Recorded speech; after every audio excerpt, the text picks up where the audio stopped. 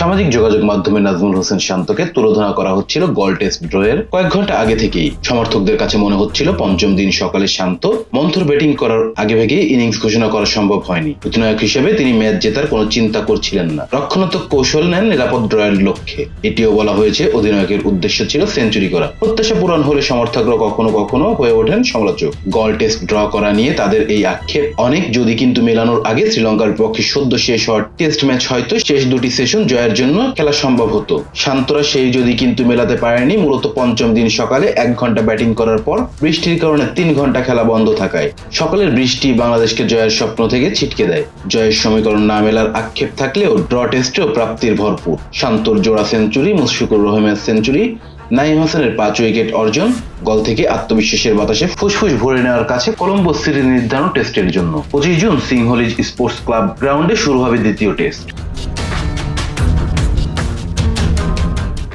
Skill ফিটনেসের সঙ্গে সাহস দেখাতে পারাটাও ক্রিকেটে গুরুত্বপূর্ণ। বাংলাদেশের ড্রেসিং রুমে সাহসী লোকের ভীষণ অভাব এই মুহূর্তে।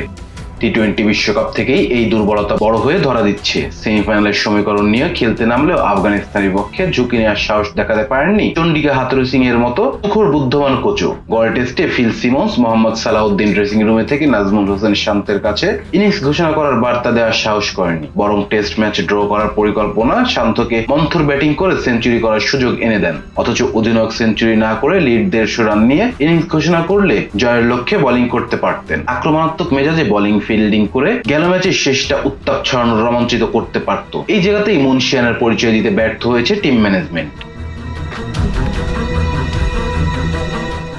10 রানে এগিয়ে থেকে দ্বিতীয় ইনিংস শুরু করে বাংলাদেশ। চতুর্থ দিন শেষে 57 বলে 3 উইকেট হারিয়ে 177 রানে 187 রানের লিড নিয়ে পঞ্চম ও শেষ দিনে ব্যাট করতে নামে অপরাজিত দুই জুটি মুশফিক ও শান্ত। প্রথম থেকে মন্থর ব্যাটিং করতে থাকেন দুজন। বৃষ্টিতে খেলা বন্ধ হওয়ার আগে 19 ওভারে 60 রান যোগ করেন তারা। বৃষ্টির কারণে খেলা শান্তরা 11 ওভার না খেলে চাইলে 2 ওভার পরই ইনিংস ঘোষণা করতে পারতেন। তখন 255 রানের লক্ষ্যটা দেওয়া যেত শ্রীলঙ্কাকে। এই ক্ষেত্রে শান্তের সেঞ্চুরি মিস হলেও বোলাররা জয়ের সুযোগ তৈরি করতে পারতেন। সেটি না করে বৃষ্টির পর 11 ওভার বল খেলে 6 উইকেটে 285 রানে পৌঁছে ইনিংস ঘোষণা করেন তিনি।